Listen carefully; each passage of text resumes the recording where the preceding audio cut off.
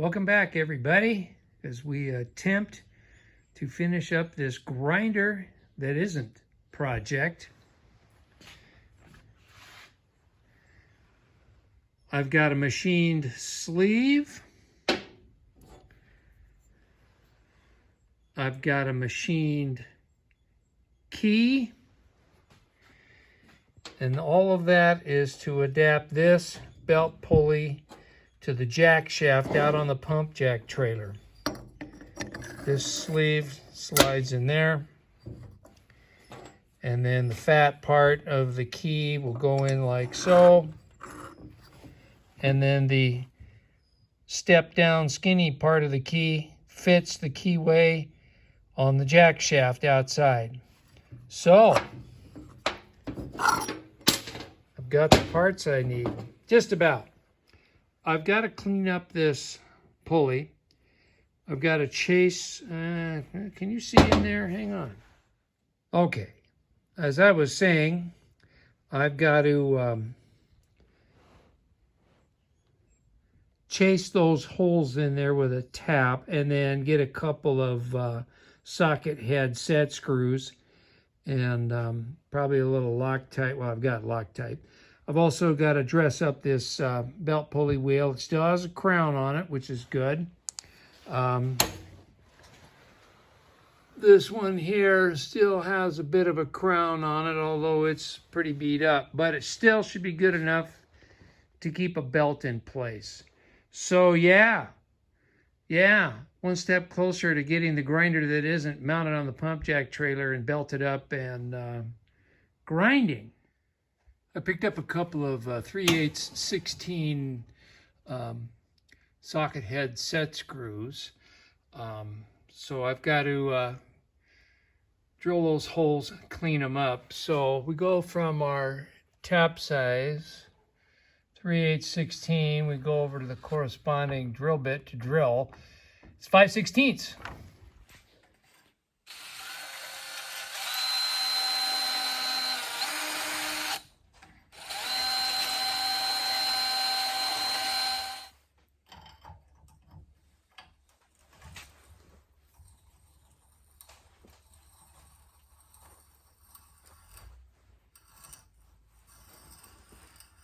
I'm not using any tap magic or cutting fluid because this is cast iron. Cast iron has graphite in it, so it basically has its own lubricant built right in.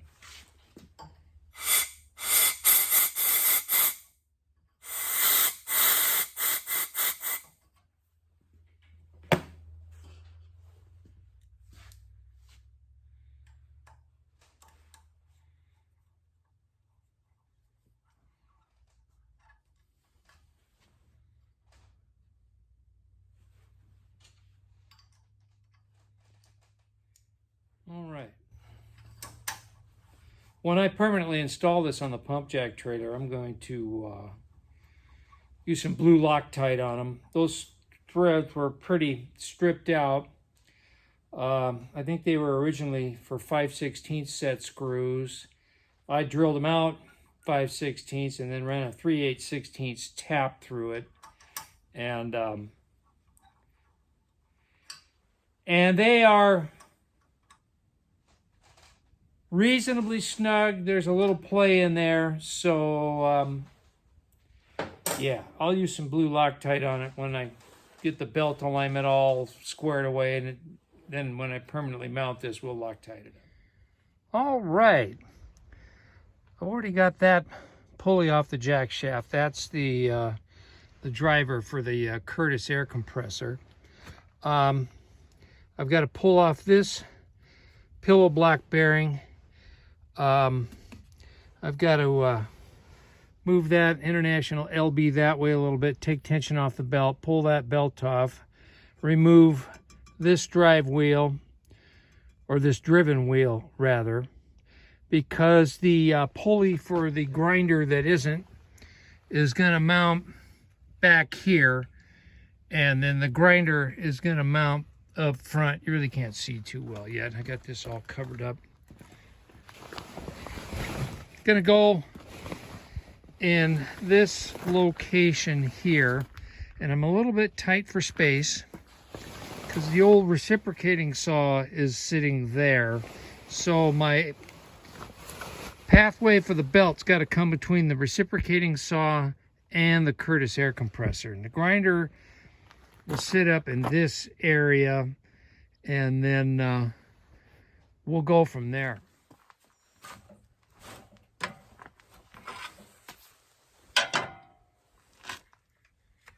All right, that'll work.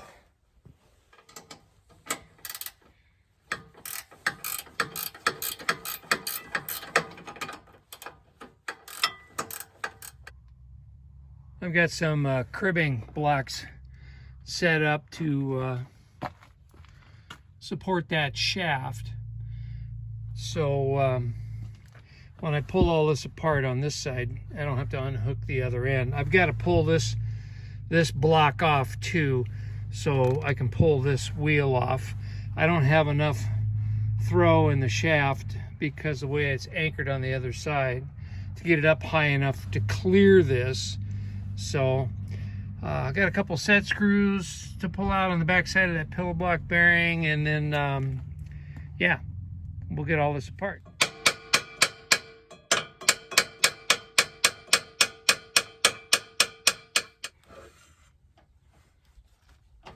Come on, baby.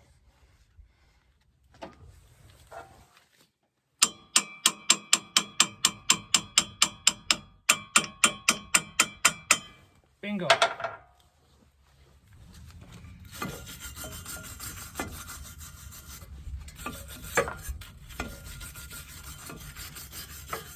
Oh, well, looks like I don't have to pull this block off after all. There's more clearance there than I thought. That's wonderful. Well, let's see how much of a chore it's going to be to get this belt pulley off of here. And that set screw off. I don't know how much brute force I'm going to have to use, but we'll see. This thing really fought me, and I was struggling, and then I remembered the sage words of my long departed father: never let a minor problem turn into a major overhaul. So I got to bending down and looking and discovered a second set screw. So I loosened that off, squirted some penetrant juice in there. It still fought me quite a bit, so I got the little Benzomatic and I heated up the hub, and then she came right off. So yeah, I've got a lot of cleanup work to do on this shaft. I'm not gonna bore you with that. I'll bring you back when get ready to start putting all this back together.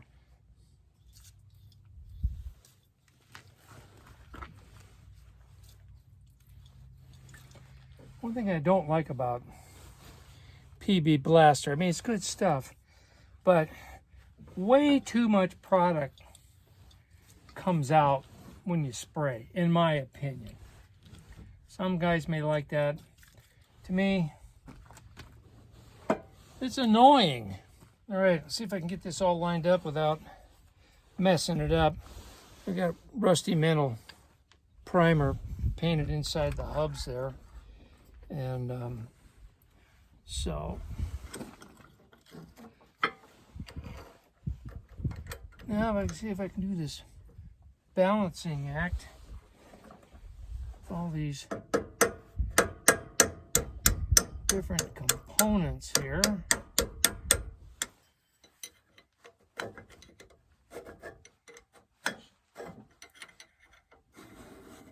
Oops.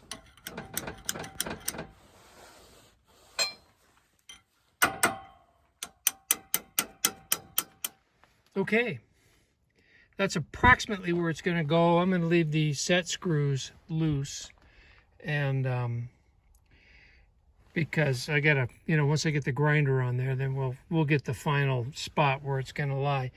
I'm going to go ahead and get all this put back together. I'm going to do that off camera. You guys saw me pull most of it apart. The next portion of this is when we get the grinder on there, and then get Jim over here to make up a belt. We've got weather coming in. High winds expected later today, so we're not going to do belts today. I'll probably wind up pulling this into the shop, and then when we get a little break in the weather, because we'll be hiking back and forth from the shop to the trailer where the belt lacer is at. I wanted to do it all right here, but since we got weather coming in, that's not going to be fun. High winds, rain. I moved to the desert to get away from all of that. Somehow or another, I think I brought it with me. All right, I've lugged the grinder frame assembly out here and set it on the pump jack trailer, jockeyed it around. I think I've got the centers of the pulleys pretty well lined up. So what I got to do is mark where I want to drill holes to bolt this thing to the deck. Yeah, poor man's boat anchor makes a great brace because this thing is really front heavy. I'll bolt that thing down. Excuse me. We'll measure up for a belt. We still have adjustment on this end. Loosen the set screws and slide that back or this way as we need to center up the belt. I've pretty much got this square to the wood base, which is pretty square to the frame. Well, as square as it can be since that frame tapers. I don't know if you remember previous videos I mentioned, this is a 1927 International 1.5 or 2 ton truck. Makes a great base for a pump jack trailer. All right, I'll lay out some holes, get those drilled. We'll get Jim over here. We'll lay out, get a belt made. This baby's heavy.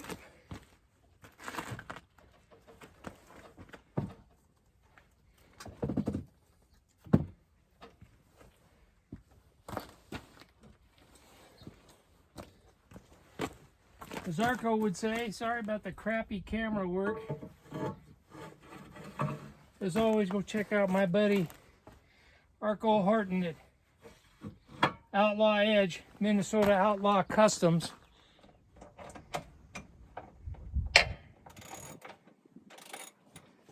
I'd love to use the impact, but I don't have the clearance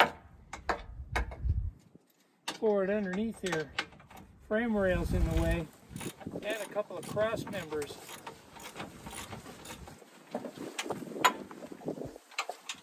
So I got to do it old school. It's been kind of a long, drawn-out project, but I've had a really good time resurrecting this grinder that isn't. Somebody decades before me fabric cobbled a grinder out of parts laying around, like I've mentioned in the earlier videos of this series. This is from an overhead line shaft and counter shaft. They adapted it to be a grinder. Who knows what this drove years ago originally, but hey.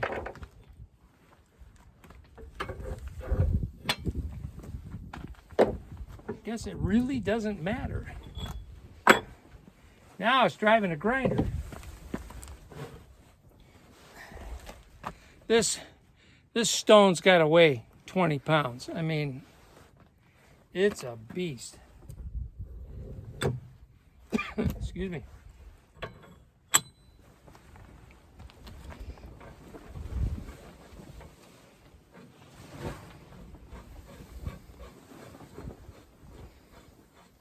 So the rotation is going to be counterclockwise, which actually puts this nut in a tightening position by the force. This Mongo adjustable wrench on it here.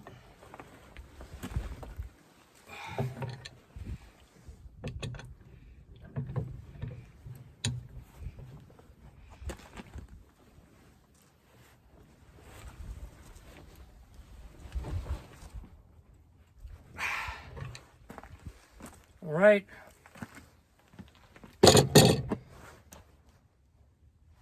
Let's make a belt.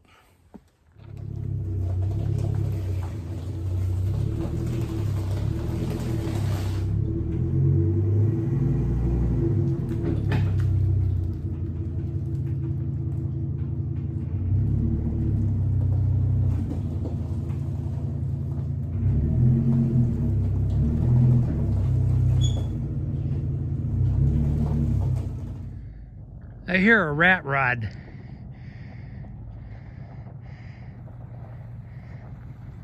It's a 71 Chevy short box that's been repurposed. It used to be a submarine.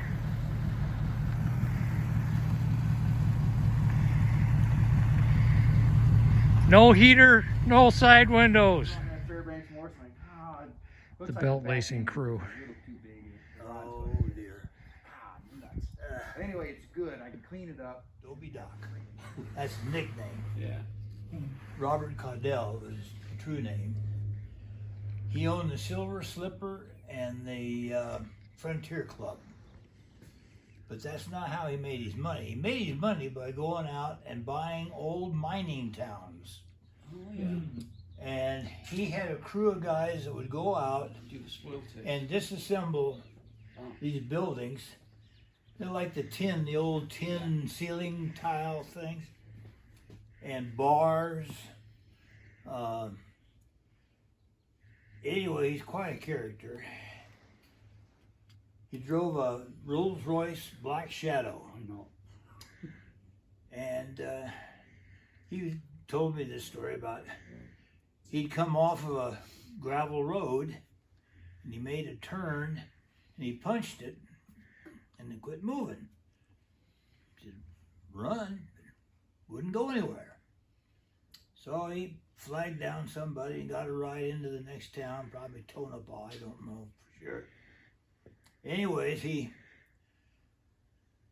told him to go out and get his car. And he got a hotel room. And the hotel had a restaurant in front. Well, he got a good night's sleep, got up in the morning, went to pay, he had breakfast. He had dinner and he had breakfast in a room. So he goes up to the counter, well, how much do I owe you?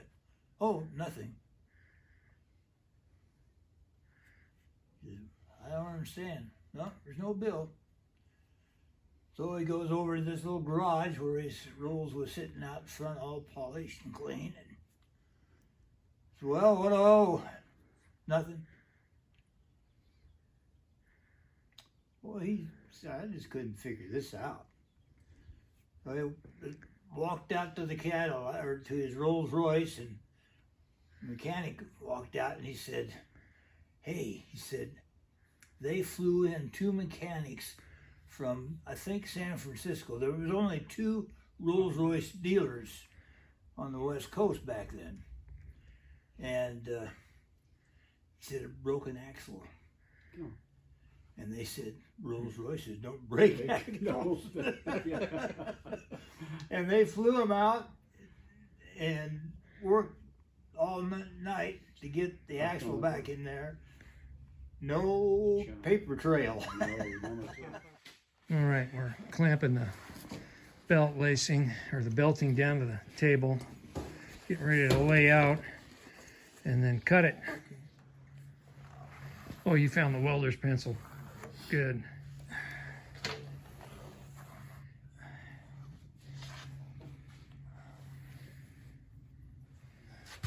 That's the lacing machine. The label plate is all worn off, so we don't know what manufacturer it is, but the bottom line is Come on. it works. A little worse for wear, but it looks like those clips are going to line up. Oh, it's fine. There's nothing at all wrong with it. So that pin locks those clips in the lacer, Yeah. and then the coat hanger is the hinge pin when we squeeze it all together. Oh, look at it. little go juice there. Yeah. So the last time it made Oh, it's any belt is probably when you belted up the exactly. You got it. Curtis air compressor years ago. Yep. Now see, these things have to go in, Oh, just like so. and the next one goes.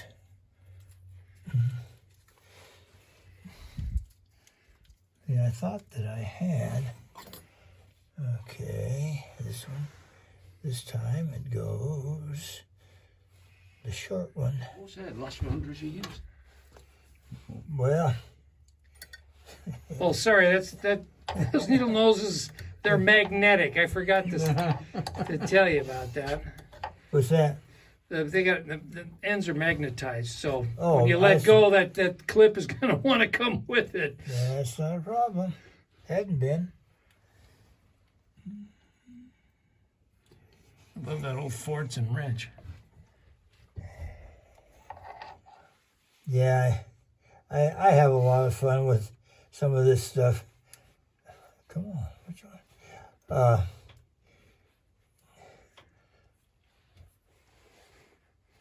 Somebody was remarking about the Ford wrench. Boy, he said, I bet Chevrolet didn't do that. No, they didn't. Don't need them.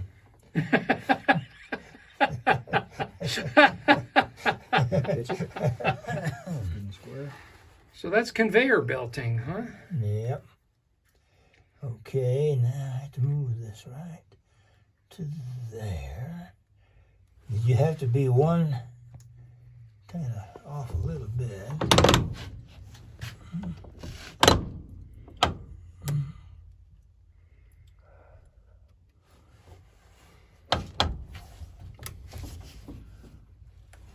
And she's got like a ratchet rack and pinion on the back, huh? Yeah. And it just advances as you tighten that down. Yeah. That's quite a neat machine. Yeah, I would like to know what. Yeah, see, it's not down all the way yet. All right.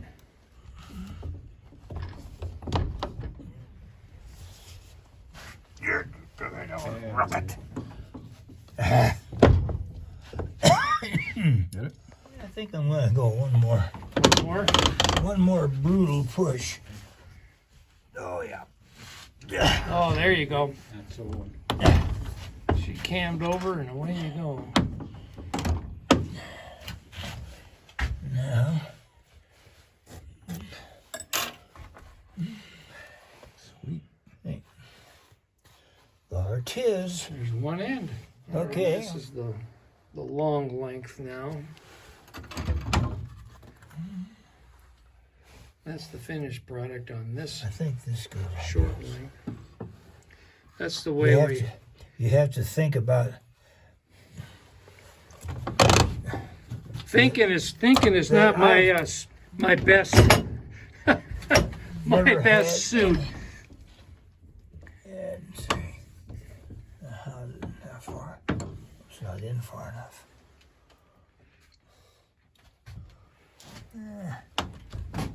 Hold that.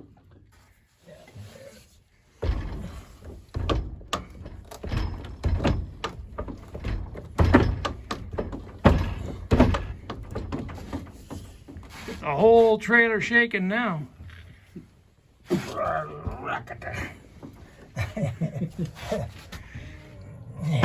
There. Well, whether we're right or wrong, it's. It is what it is now.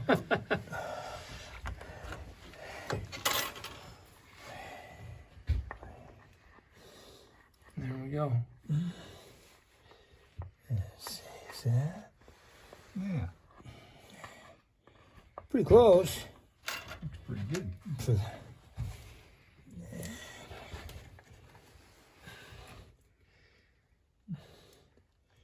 now those two belts that are on the trailer already are the only ones I've ever done. So I'm not an expert for sure. Well, we don't need experts. More We just experience than need got. we just need Berts. Yeah.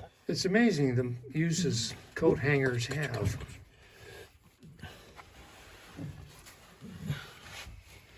Now, do you usually bend one end of the coat hanger? You know, I Or- don't. And I've never had one come out. Huh. Well, I know the ones that are on the pump jack trailer have been on there for what, since 2016, Yeah.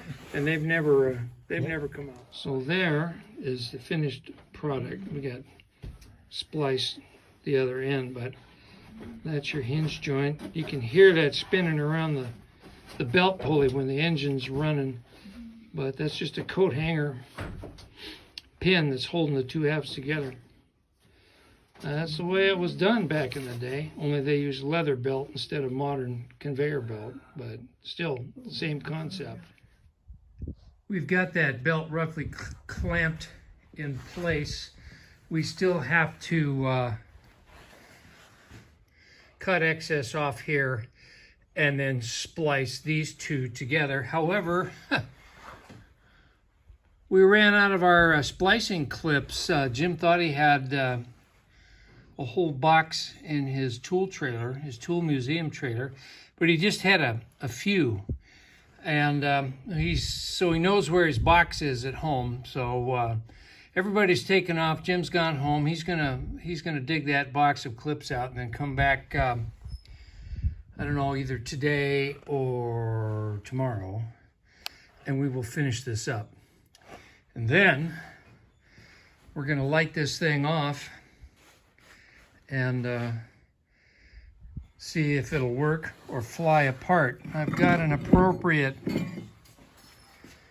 item to test the grinder action out with. Although this stone is kind of interesting. I mean, it is one coarse stone. So this was obviously used for real rough work, and it's got a symmetrical groove cut in it. I don't know if this was a special purpose grindstone for rough grinding particular item, or if somebody just didn't have the presence of mind to move whatever they were sharpening back and forth a little bit, and they just did it in one spot and wore a groove in it. Who knows? Who cares? I mean, yeah, so we're getting really close. So I'm going to pause this belt lacing operation for a second for mail call. My buddy Arco and his girlfriend Heidi at Minnesota Outlaw Customs, Outlaw Edge on YouTube.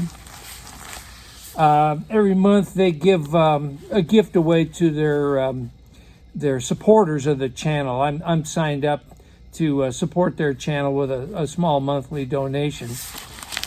So they reciprocate, you know, loyalty type of thing. And I got the coveted Outlaw Edge t-shirts. There's the front with the Outlaw Edge logo, and then the back, these graphics. Heidi, Arco's girlfriend, does all of this, and check out those graphics. This is a really cool t-shirt. So I'll do my best, Arco and Heidi, if you're watching, to fire off the welder, make sure I burn a hole in this right away. Let's finish this belt project. We have a fresh supply of alligator steel belt lacing. So we're gonna go cut this and splice it together, tension it up, fire it up, and then see what flies apart. So typically, if the paper is in good shape, you can leave that intact. Yeah. And slip the whole works in the machine rather than try to piece them in there one at a time with needle nose. Right. But this paper is so delicate. Of course, it's probably not. And as old as it gets, it probably gets, well, it did get brittle, because I know the last batch we did, the paper pretty much blew away in our hands. Lube. So that's supposed to hold the belt, right? Yeah. This little, But it seems to me, and this ring is on there for some reason, yeah. and I don't know, but if you definitely don't want something like that. You want it to end Want up it as squared up, right? squared as possible. And these are sharp little boogers, Yeah. so I think that's. Of course, these were designed for leather, so I imagine Yeah, they that's poke true. in leather better than this newer composite type stuff. Yeah. So yeah, that one I found on eBay. You look at that tag and it said Clipper number 3. So Cool. that's what you got, a Clipper belt lacer.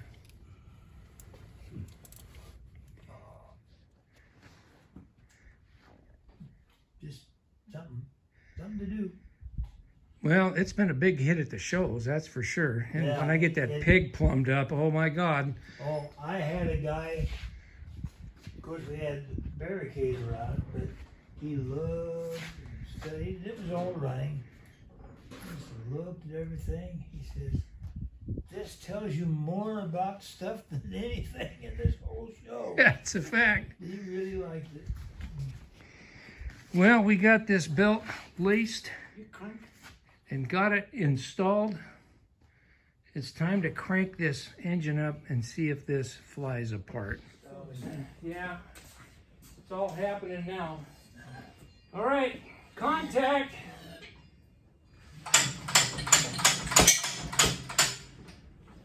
Get this out of the way here. I'm gonna hit myself on it. We ready, Jim? Yep.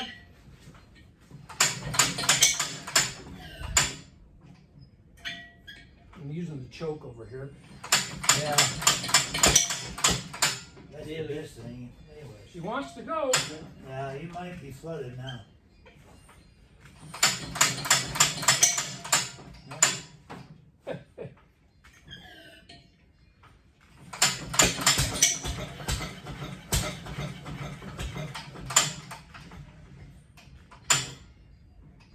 Close. Here we go.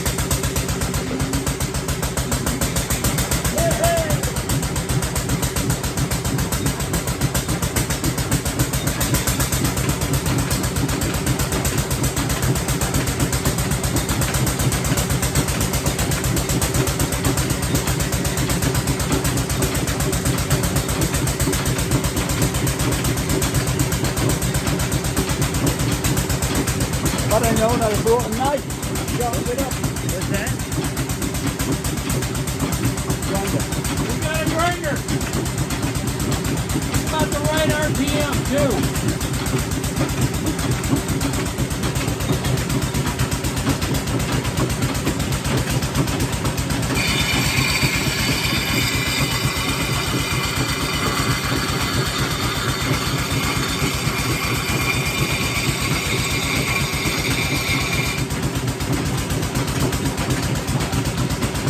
It's so rusty you can't tell, but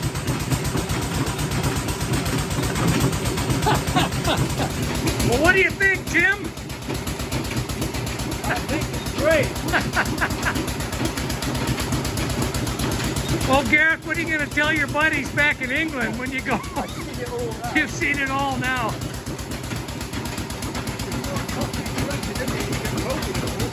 Yeah. So I've got that lower shaft packed with EP grease, extreme pressure grease. And That wasn't on, was it? yeah, It was on. it's on there, yeah. You bet. So now all I got to do is, you gave me the counterweight for the reciprocating saw. I need to get that on there so I can actually cut metal. Oh, I did that. Yeah, I got it, yep. Well, we're done, finally.